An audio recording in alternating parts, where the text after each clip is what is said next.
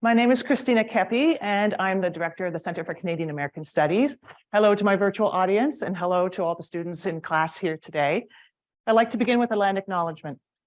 Western Washington University's main campus is situated on the ancestral homelands of the Coast Salish peoples who have lived in the Salish Sea Basin all throughout the San Juan Islands and the North Cascade watershed from time immemorial. We express our deepest respect and gratitude to our Indigenous neighbors for their enduring care and protection of our shared lands and waterways.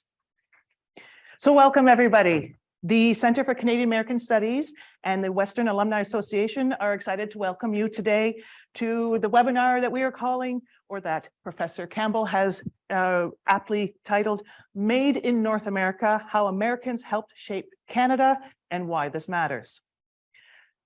Professor Claire Campbell is a professor and chair of history and an affiliated faculty member in environmental studies and sciences at Bucknell University, where she teaches widely in environmental history, including early America, cartography, urban history, and coastal history.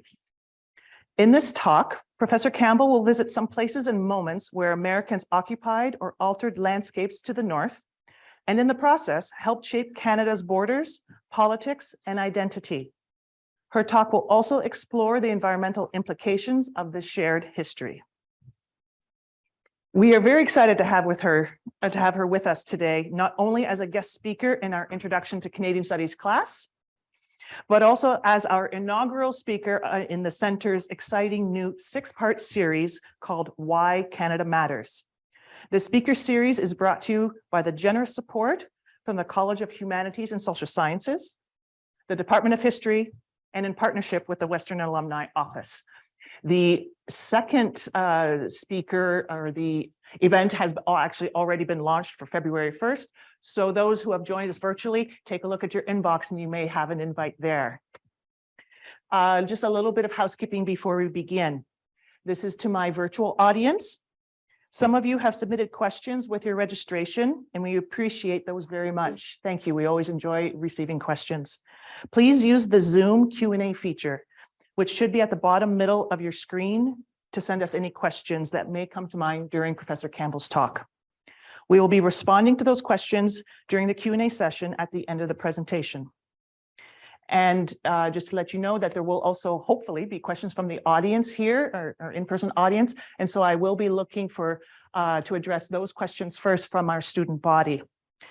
If we do not have time to address all the questions that we receive, I do apologize, but we'll see if we can get them to Professor Campbell.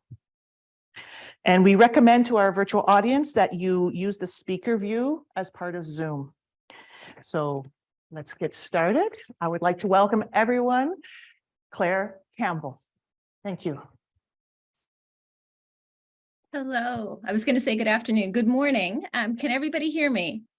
Or Christina, can you can you speak on behalf of the class? We've got good audio today. That's excellent. Hello, everyone. Thank you so much for having me. Thank you to the Center for Canadian and American Studies. Thank you to everyone who's helped make this possible. Thank you to the students. What you're doing is very important in pursuing an understanding of Canada in relationship to the United States. And thank you to the audience.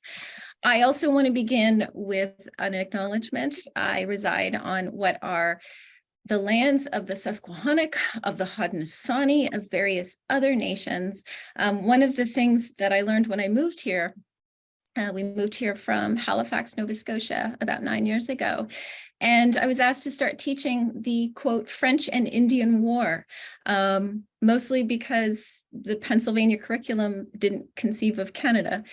And it was an astonishing learning journey. The violences, the displacements, the conflicts, the treaties of the 17th and 18th century. And so whenever I make this acknowledgement, I think about how much more I have to learn and how valuable the acknowledgement is as just an opportunity and a reminder to not only be respectful, but to make a commitment to learn more. So with that, I'm going to share my screen and move this. Forgive the Forgive the technological pause. There we go. So as I say, I'm speaking to you from Pennsylvania, which most people, including Pennsylvanians, generally forget is a border state. The arrow will show you the piece of border that the Commonwealth has, which is the southern shoreline of Lake Erie. Border here tends to mean the Mason-Dixon line, but much more important to me is the border on the Great Lakes. One of the reasons we don't think about it very much is that things like the War of 1812 tend to matter more to me than to most of the people I work with. But it is a border state, and I am holding on to it with all my strength. You'll often hear, I think, as students studying the relationship between Canada and the United States, that the American Revolution created not just one, but two countries. And today I want to suggest that you can't understand one without the other. Sharing continental space, defining our differences, has profoundly affected how our countries come to be. Studying Canada with the United States is a way of understanding how national borders and national characters take shape in conflict and competition and cooperation, in exchange and mutual dependency and rivalry, from hockey players to fresh water. And for my particular interest, what this relationship tells us about the origins of our environmental situations and where we find ourselves in environmental crisis. Does the United States, though, recognize the effect it has on others, especially Canada? My son was Spider-Man for Halloween, and so I've got the expression, with great power comes great responsibility, a lot in my head. And I think that really applies to the situation of the United States as a superpower. So today I'd like to take us across time and space to 3 moments in our shared history. I just want to make sure that since Canada's Confederation in 1867, 3 moments where Americans occupied or altered what would become or what were Canadian lands and waters, or lands and waters claimed by Canada, I'll put it that way, as a way of understanding the shape of both countries and the origins of contemporary environmental questions. The moments that I'm going to talk about tend to be emphasized in Canadian history, in the Canadian narrative, and underemphasized in American history, but I want to suggest that they're actually revelatory for understanding both countries. There are a lot of moments like this. I have a running list of about 20, but I'm going to try to restrain myself to these 3. So let's begin at the point closest to you, the Cypress Hills in what had been the Northwest Territories in 1873. Confederation, the creation of a new country, Canada, originally composed of 4 very different British colonies remaining on the continent, was a highly pragmatic response to the political and economic problems and anxieties of the 1860s. Foremost is the anxiety about American intentions on Canadian territory, or territory that Canada intended to claim. But it's hard to build a national identity around both pragmatism and anxiety. It's not exactly Washington crossing the Delaware. So here I want to draw on the idea of what's called the imagined community. This concept suggests that a nation state, or any group really, holds together if supplied with images of communion, symbols or stories that paper over real differences of geography, ethnicity, language, and so on, by giving people something to share, something in common or communion. Think of it this way: you won't know everyone in this class, let alone your year at university, but you'll still identify as students at Western Washington University, or as Americans, or fans of a soccer team, or something like that.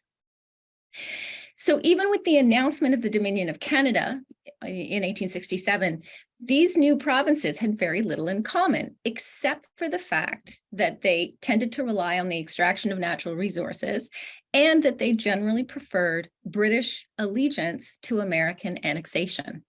which was a real threat, by the way. Congress did pass announcements calling for the annexation of Canada ahead of Confederation.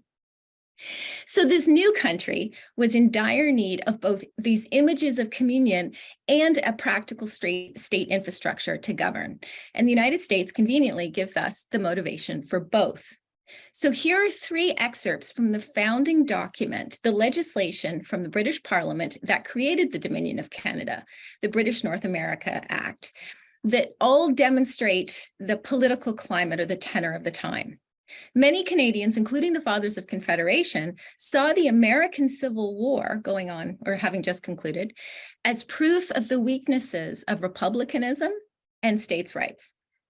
So not surprisingly then, in response, they weighted the balance of power in this new country, Canada, toward the central or federal government. Those of you interested in current events might be following along into the inquiry going on in Ottawa right now as to the invocation of the Emergencies Act last February when a convoy occupied downtown Ottawa.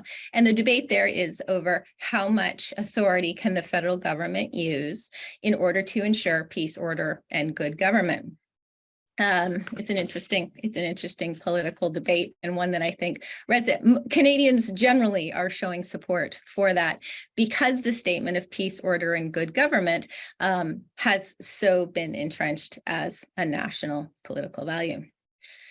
This will be especially important in the Western and Northern Interior, as long as the West remains federal territory, just like there's a greater amount of federal presence over Western lands in the United States. So Canada's Constitution spells out this emphasis on federal authority to ensure peace, order, and good government, but also a mandate for this new federal government to both acquire the Western Interior and to complete a transcontinental railway.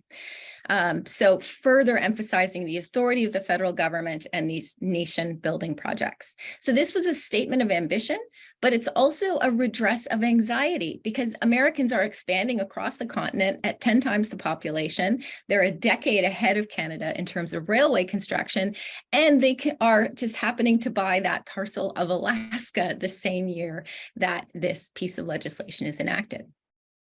So political cartoons tend to represent Canada in a couple of different ways: as a healthy child, vulnerable to American grasping intent and seeking the protection of Mother England, as in this case; or my particular favorite, the morally upright daughter of empire, disdaining any fraternization with the United States, the scuzzy Uncle Sam who you really don't want your daughter dating, and Miss Canada insisting we will never be united.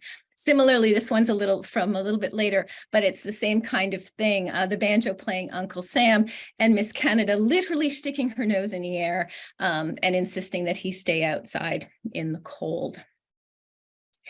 And most pertinent to our point here, sometimes Canada is also shown as a healthy young man booting Uncle Sam off his front stoop, while John Bull, representing England, looks on approvingly. The language here is interesting. And no matter what comes, an empty house is better than such a tenant as that. That's an explicit reference to the Prairie West. An allusion to the continental interior that both sides see as empty and available. And of course, it's neither of those things. It isn't empty, it isn't even Canadian. It's the land and the homes of Plains people, of the Métis people, and it's the shared ecology of a common grasslands, as you see here in this geological map from 1884. The Canadian border is a completely artificial line. But for Canada, the United States, grasslands should actually be grainlands, the basis of an agricultural export economy, land sales, and a way to anchor a settler population with secure loyalties. And in many ways, it's because the two countries' national ambitions are so aligned. They both want to grid the plains for grain production, that we have to work so hard to differentiate ourselves in governance and in symbolism. So our objectives in terms of political economy are very similar. for nationhood and national difference to work, we need to cultivate other means of difference. And so there's a couple of different ways we do that.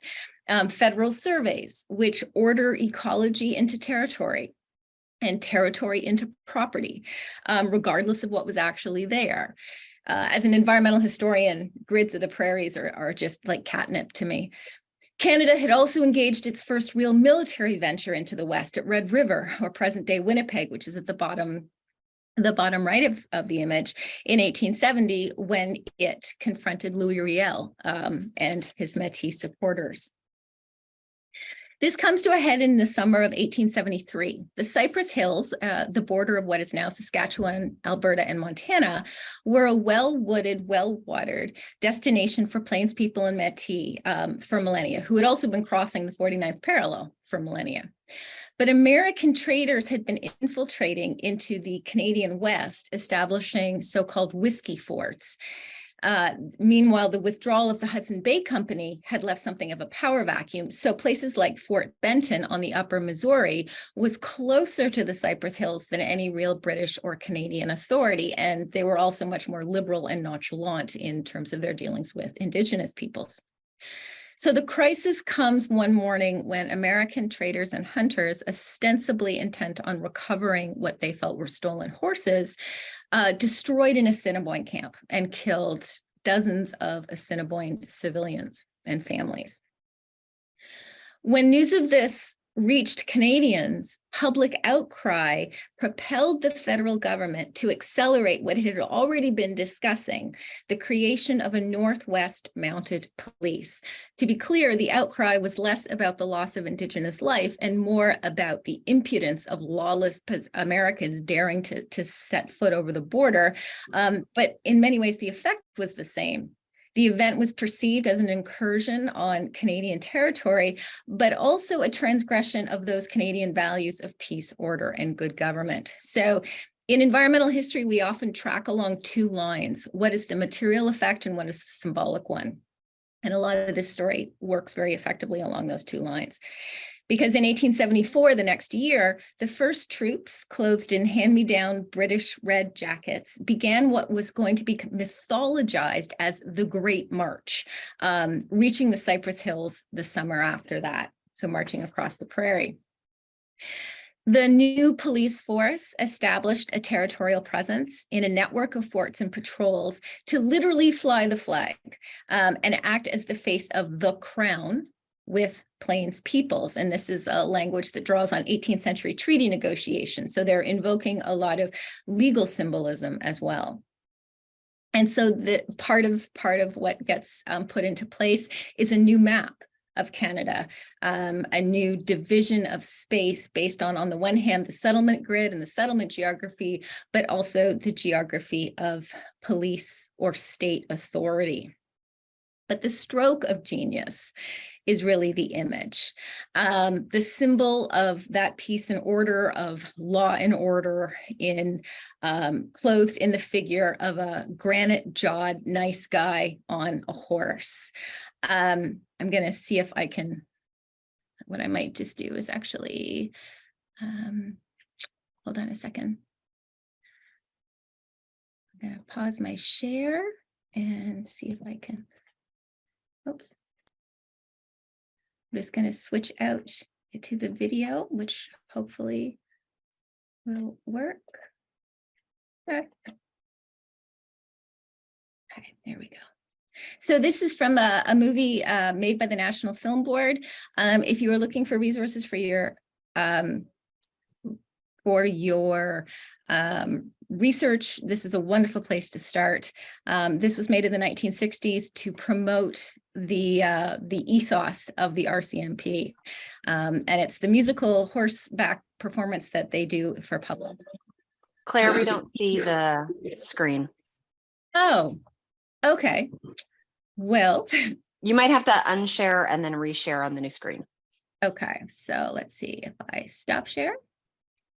And then I'll come over here, and if not, I can always just send the link to your class, and you can play it there. Let me see if I can share screen. Do you see it now? Yes. You. Okay.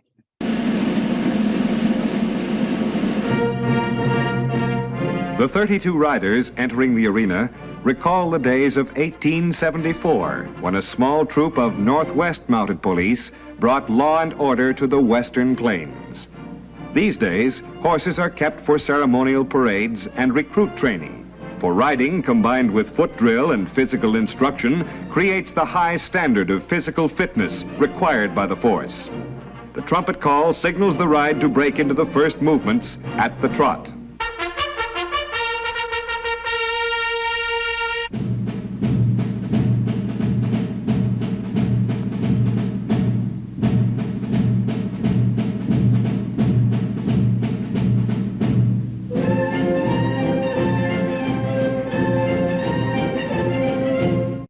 So what I'll do is, and I'll follow the same technique and go back to my PowerPoint.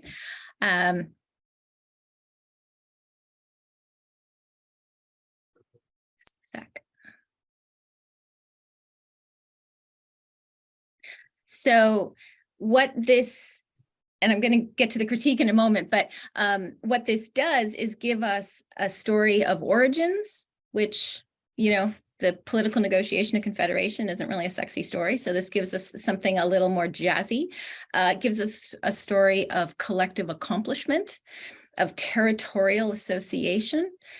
It defines us against the other, and specifically against the idea of American incursion. It gives us the heroic role. We're the good guy in that story.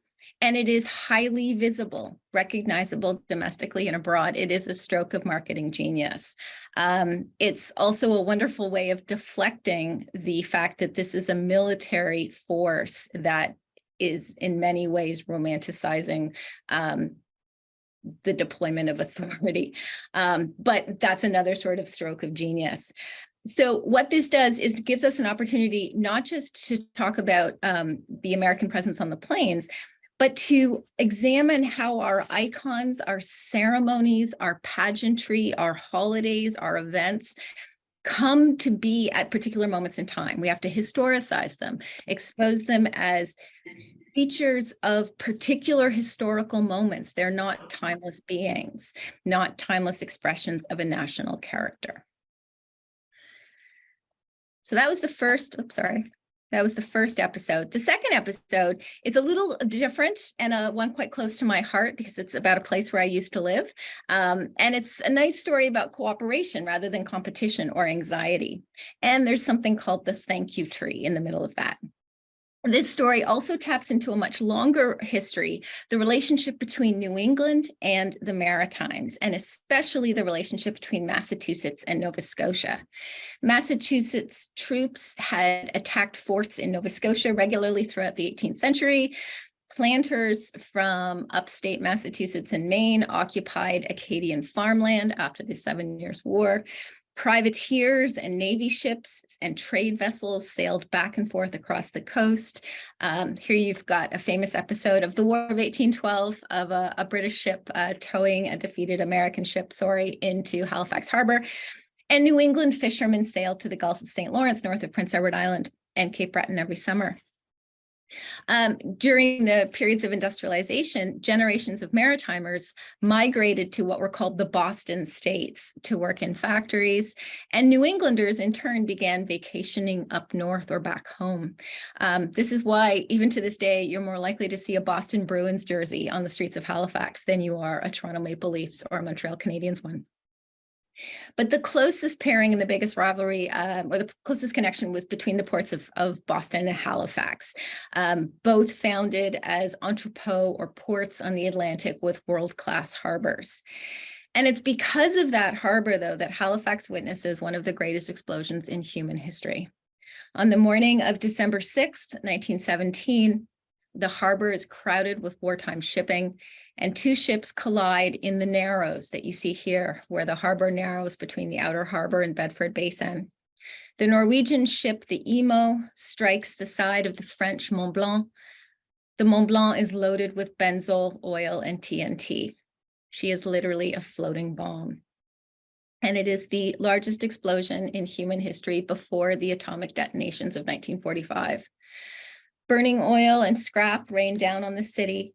The combined shock wave and tidal wave destroyed much of the city's north end, which has been home to the naval dockyards, the rail yards, shipping wharves, and most of the working class neighborhoods. More than 1,700 people were killed. Hundreds were blinded by flying glass. About 9,000 are left homeless, either by their houses collapsing in the shock wave or collapsing partly on top of their stoves and catching fire. And then the next day, a blizzard encompasses the city. Boston knows within 2 hours. This is kind of an astonishing moment. A telegram had been sent from Halifax, the branch of an American banking firm. And the telegram was rushed to the Massachusetts governor, who then sent the wartime Massachusetts Committee on Public Safety into action, because at this point, the United States has joined World War I. The first train, carrying about 24 doctors, nurses, and Red Cross volunteers, along with medical supplies, left that night, but was delayed by snow and to the fact that the entire rail complex had been blown up. The governor writes to the mayor, "I need hardly say to you that we have the strongest possible affection for the people of your city, and we are anxious to do everything for their assistance at this time." Which is and so what we have are these wonderful historical, awful, wonderful historical records of the relief committee, the Massachusetts Halifax Relief Committee that is set up with the supervision of the Americans who'd been deployed from Boston. So again, the telegrams that are being sent here, and there's the postscript, which is quite moving, realizing that this may not reach you in time. We've not waited. Here we have some of the medical officials, including some doctors from Harvard University, standing in front of one of the houses that had been commandeered for the American relief team. And here we see the beginning of the reconstruction, because again, your supply chain is completely disrupted. Plus there's all the demands of wartime. So there's a question of how to do this and how to do this in the depths of winter. So they're building housing for some of the volunteers. They're trying to reestablish the railway connections in order to get more supplies to the ruined city. And then they're starting to build housing for the homeless on a large scale. And you can see the two flags flying together on the far right side. And the Halifax, Massachusetts Relief Committee coordinated funds, supplies, and a major rebuilding project that lasted for years, and that went from this sort of temporary emergency housing to an entire planned community that you see being built here. These are the temporary buildings. And then this is the beginning of the construction of the new neighborhood using hydrostone, or a kind of cement. The reading that I suggested from Jacob Reams has argued that the Halifax explosion wasn't just a Canadian story. It wasn't just a Canadian disaster. It was a transnational event that drew on progressive era networks of relief professionals, believers in expertise and planning and health and public service and social work, as well as all the wartime networks of goods and services. I think it's a really interesting argument. And this is the neighborhood. This is my old town. This is my old neighborhood. But you can see the very sort of orderly rebuilt section of the hydrostone neighborhood on the right part of the image. The two cities remained in close communication after the explosion and the rebuilding. Nova Scotia sent nurses to Boston in 1918 when Boston experienced one of the worst outbreaks of influenza. And Governor McCall visited the McCall apartments in the fall of 1918 and got an honorary degree from Dalhousie University.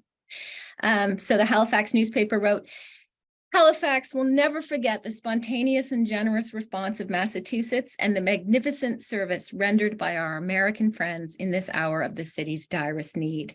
And the Boston Globe wrote back, "It has probably done more to cement good relations and lasting friendships between the two countries than anything that has occurred in the past 140 years. Considering they've been allies in the war for a year, I would have hoped there would have been something else, but this is a good sign. It's also very much a story of the Anthropocene, which is the epoch defined by human impacts on natural systems. So this is the environmental dimension to this. Both ships, like almost all the ships in the harbor that day, were in port for coaling or refueling. Imperial Oil was in the process of building its first major East Coast refinery on the Halifax Harbor, and Americans were building a new naval air base station just next to the refinery, which becomes Shearwater Air Force Base. Little interesting epilogue to this story, also on the theme of cooperation. In the early 1970s, a local Christmas tree producer association in Nova Scotia, and the provincial government realizes that this is another golden marketing opportunity to market both goodwill and a domestic product in need of a market, Christmas trees. And so they begin sending what they call the thank you tree to Boston. And so now it's a whole big thing. They cut it ceremonially in Nova Scotia. They send it off with a piper. Then a town crier receives it on the Boston Commons. There's an official lighting ceremony. I don't know why the Mounties are there, except for that symbolic impact. And so now it's something of a regional icon and a regional story. But even the Christmas tree, the thank you tree, is caught up in these environmental narratives because our love of light in the depths of winter doesn't come without cost. During the OPEC oil crisis and the energy shortages of 1973, Boston and other cities, Ottawa and other cities across North America, opted to reduce electricity consumption by turning their Christmas lights off. So they lit them ceremonially for 30 minutes and then turned them off. And so then the last environmental point I'd make is that this is a shared history of disaster response. And with climate change, I think this is actually a history we're going to be seeing more of. Everything from spring flooding on rivers that cross our borders, like the Red River, wildfires, or power outages. Everything from the collapse of the power grid in the Northeast 20 years ago to when hurricanes come up the Atlantic track, and you see jurisdictions from both countries and different provinces and states being deployed to restore power. So this idea of shared jurisdiction and shared disaster is something, and I'm conscious of atmospheric rivers where you are at the moment. So this is something that we're going to need to be talking more about. So lastly, let's head north, and I mean really north. The Northwest Passage had been an elusive goal for European sailors since the 16th century. By the early 20th century, the Canadian government was sending expeditions and patrols into the Arctic to identify mineral ore and to fly the flag. So again, that twin track of material history, material impact, environmental and resource history, and the symbolic messaging that comes along with it. And in fact, some of the earliest Mountie posts in Canada were established along the Beaufort Sea and the Hudson's Bay as a way of policing American whaling ships. Herschel Island in the Beaufort Sea in particular. Also another reminder that whale oil had been one of the most valuable commodities before the discovery of petroleum. So this conflict or competition for natural resources, which ties into access to territory. So here are Mounties positioned on the border as part of the Klondike Gold Rush. The American presence in the Canadian North accelerates dramatically during World War II, in part to the building of the Alaska Highway, the Alcan pipeline, in order to get oil to the American Pacific Fleet. And the twin focus remains on natural resources, increasingly fossil fuels, and territorial sovereignty. And this is the entangled relationship between science, industry, and the state that carries us into an era of climate change. The Canola Pipeline and the Alaska Highway Project bring tens of thousands of engineers, soldiers, and laborers from the United States into the Canadian North. The Office of War Information out of Washington, D.C. calls this a peaceful army of occupation. I will leave you to parse out that rhetorical strategy. But this does represent a major new era in Northern history, a massive new infrastructure and indelible environmental transformation. It also jumpstarts really oil and mineral exploration in the North.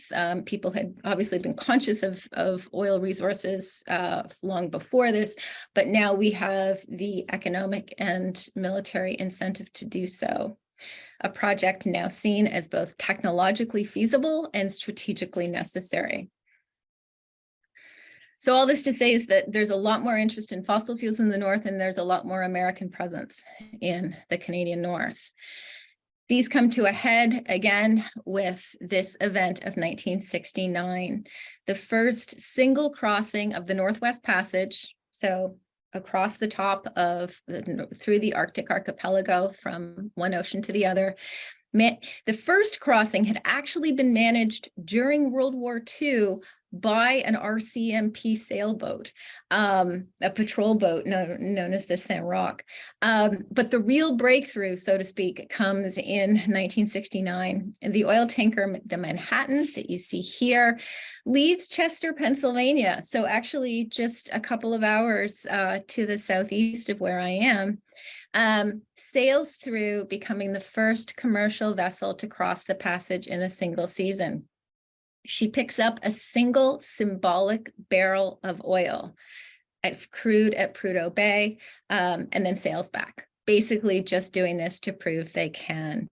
I will here offer a lament. CBC Archives recently basically put everything into a new lockdown. And so while there used to be wonderful footage of that first voyage, it has now sadly vanished. What we do have, though, are documentary records, newspaper records, because the Canadian press, as you can imagine, kind of went bananas. All generally on the same note, that this was an intrusion, not unlike that of 1873, when Americans came into space that should not be theirs. And so within a few months, Pierre Trudeau's government, the first Trudeau, had enacted the Arctic Waters Pollution Prevention Act, which asserts Canadian control over Arctic waters in a 100-mile zone. Interestingly enough, it passes Parliament unanimously, which is something that doesn't happen very often. And that says something about the political emotion of the moment. And so Trudeau says, Canada regards herself responsible to all mankind for the peculiar ecological balance that now exists so precariously. As if, he couldn't have known, but it would feel far more precarious 45, 50 years on. Was this really about environmental concern? Possibly in part. Was it entirely motivated by concern for our responsibility for peculiar ecological balance? Unlikely, since Canada was, is, and will be as interested in the oil resources of the subterranean Arctic as the United States, the Danes, the Russians, the Finns, Norwegians, and everybody else up there. So Canada at the time and to this day regards the channels and the straits of the Arctic archipelago as internal waters, through which foreign vessels are required to ask permission to pass. The United States, on the other hand, has insisted they are international waters, and so therefore open to non-Canadian commercial and military traffic. Sorry, I'm going to have to stop sharing and then show you the clip from the other piece. So if you can.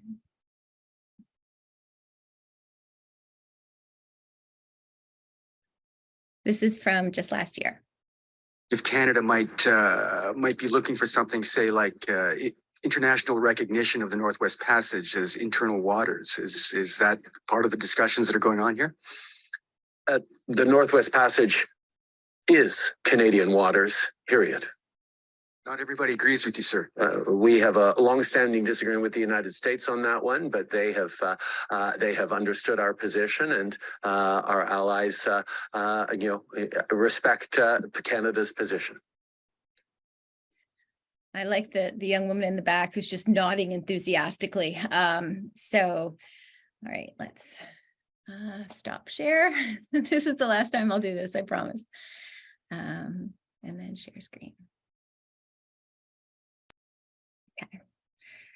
So, as Prime Minister Trudeau suggests, the two countries have generally agreed to disagree, and it was a workable arrangement when crossing the Northwest Passage was an exceptional occurrence.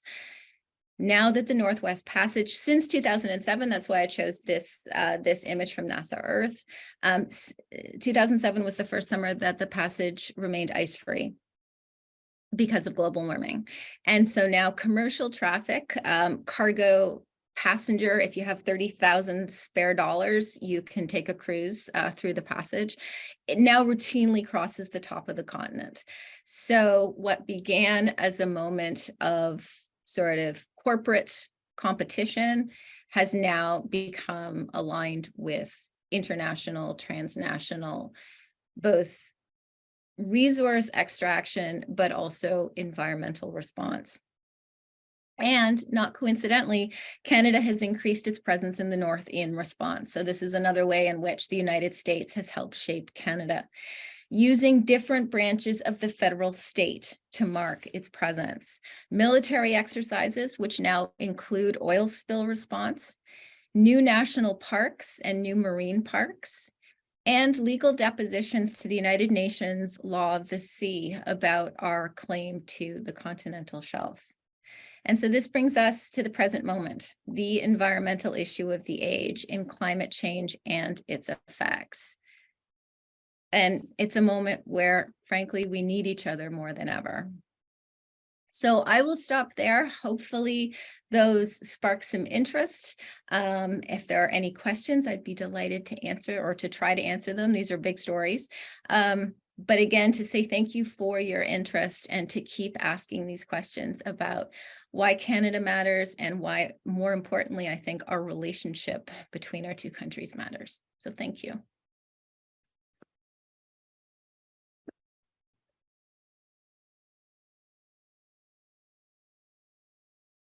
Can everyone hear me? Claire, can you hear me? I can hear you, yes. Okay. Thank you so much, Dr. Campbell. That was really, really fascinating. The students here were viciously scribbling their notes, so that's always a good sign. We are going to open up to some questions from the audience here as well as our virtual audience. What will happen is if there are questions from the audience here in the classroom, that I will need to repeat them so that Dr. Campbell, you can hear properly. So I'm going to throw out to the audience here. Any questions that you would have for Dr. Campbell? Yes. About the Arctic water impact. Do they still adhere to that somewhat today? Like, has it been used for environmental purposes, or is it sort of not being used anymore? Oh boy, now how do I repeat that? I heard you, or I saw you nodding there, Claire. Did you catch any of that? Only basically is the Pollution Prevention Act still in force? But it sounded like there was more to the question after that.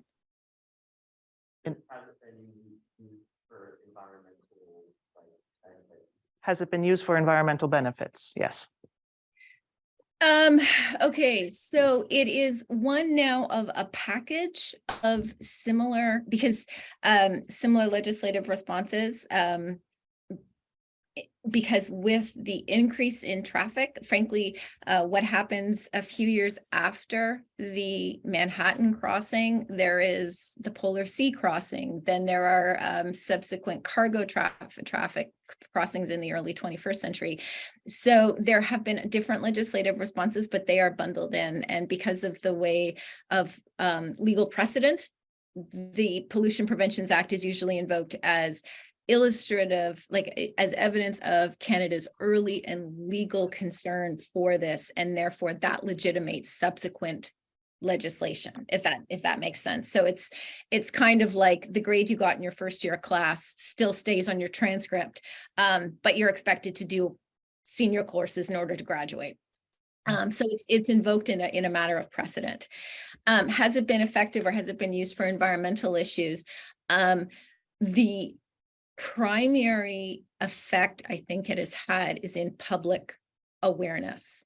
By virtue of Canada being able to point to this particular high profile, wildly non-part, like incredible political support for this act, the whole Manhattan episode generated a sense of public support for environmental protection in our north. And this seemed to be what the act did, was seem to demonstrate that there was a parliamentary avenue to accomplish this. If there's an oil spill somewhere near Inuvik, or anywhere in Nunavut, the legislative response is really not as effective, frankly, as rapid military deployment. And so, but I think in terms of mobilizing or encouraging Canadians in the South to identify with the North and to respect Ottawa's authority over the North, I think it was very effective in those ways. It's kind of splitting hairs, but yeah. Thank you. Any other questions from the audience here?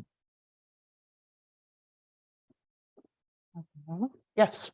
You didn't just see like the video, like the Of President Premier. we were talking about the US and Canada talking about it, international waters. Mm-hmm. And it sounded like America was still like wanting it to be international and they perceived it that way. That's, and I think you said that was 2007. Is that still kind of an issue today where they're kind of like, hey, I want to use it freely as international? And I know Canada, like, is there still like that dispute? Claire, did you get that? Did you? So that was from the video that you were sharing. It actually did not come quite up on the screen. We could hear the conversation with Premier Trudeau. We're saying that the share passage, the waters belong to Canada. Right. Yes. Well, that's the quote. That's the quote. That's the tweet, as what they used to say when we still trusted Twitter. So the question is this still a bone of contention? Yes. And I think these things ebb and flow depending on the tenor of the relationship between the White House and, well, I would say 24 Sussex Drive, but our prime minister doesn't really live there right now either. So you may remember a few years ago, your former president proposed buying Greenland or taking Greenland. And so there was sort of a flurry of interest and some pretty hard-nosed statements about American claims to Arctic territory. That has softened because, generally speaking, in the 20th and 21st centuries, Democrat White Houses and Ottawa tend to be a bit more on sort of good terms. The greater pressure from the United States tends to come from the private market. COVID also kind of suppressed this for a number of years. We weren't really doing cruise ships, but that the demand is more coming from American private markets, mineral exploration and tourism, than any kind of insistence right now from the Biden White House on the North. The anxiety is still here in Canada because if something spills, it's like going to somebody else's house, having spilling wine on their couch. You go home at the end of the day. And so the cleanup residue, the cost is more for us or for Canada, to say nothing of Inuit waters and practices and non-human and wildlife and all that kind of thing. So suffice to say that the sort of American insistence on rites of passage have been a bit more muted currently, in part because of COVID and the Democratic White House. But the expectation for economic growth assumes regular American crossing. And not just American, I should say that, Chinese shipping and sort of large scale cargo shipping. Wonderful. Thank you. Any other questions from the audience here? There's a couple of fabulous questions on the Q&A here. Here's one. To what extent does the US dominate these major interactions over the environment? And does this portend to a future US demand for water from Canada? So second answer is yes.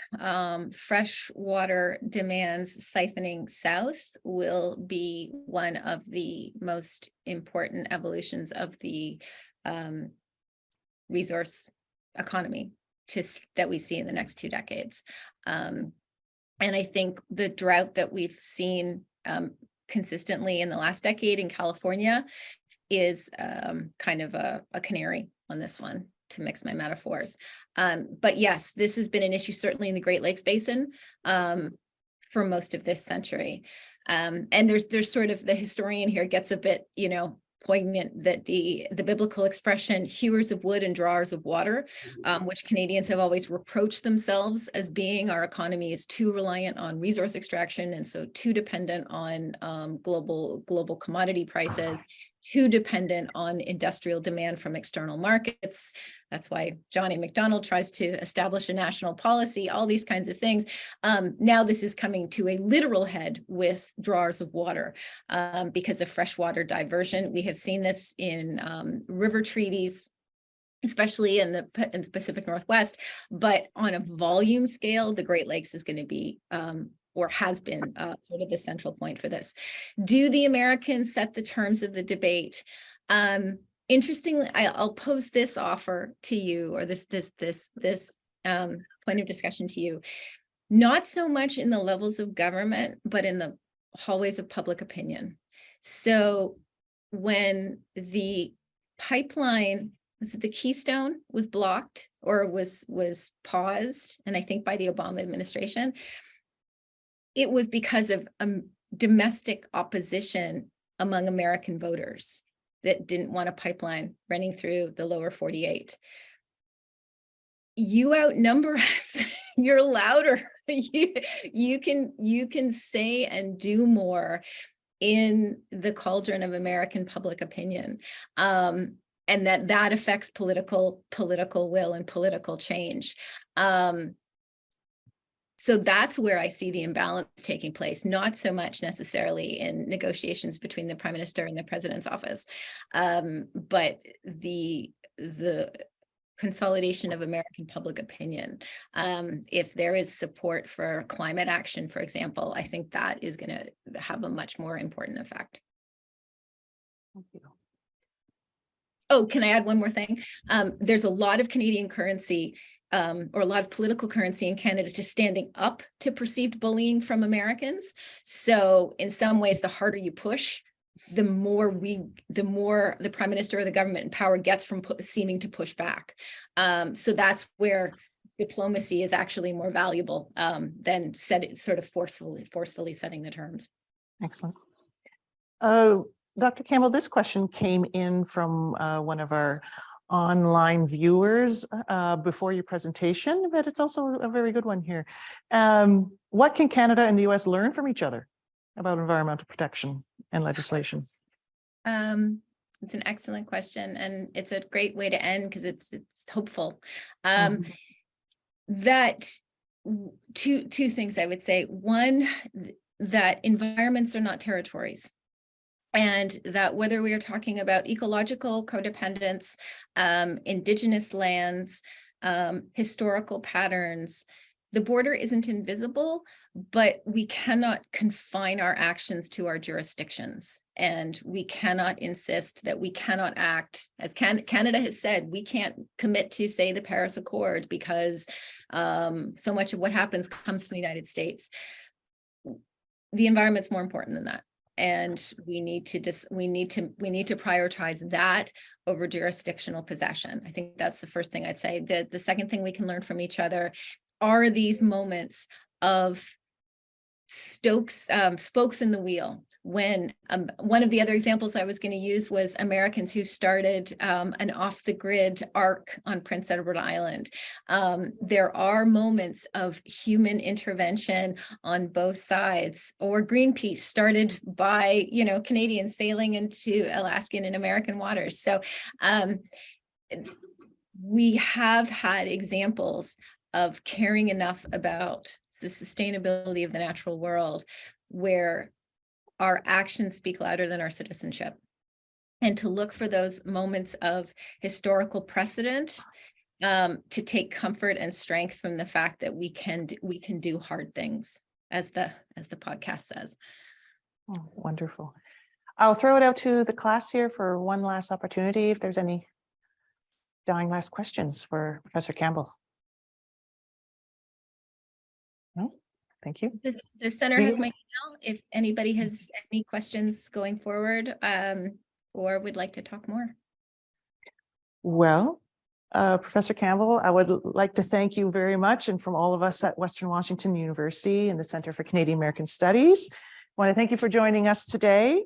We also want to thank the Western Alumni Association for their partnership, and all those who chose to support Can-Am Studies Department as part of this webinar is greatly appreciated.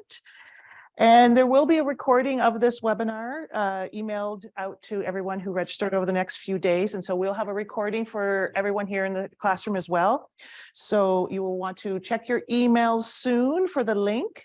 Thank you so much. Have a great day. And be on the lookout for an invitation for our next speaker for February 1st, Dr. Deborah Thompson of McGill University. Oh, yes, thank you, Dr. Thank you.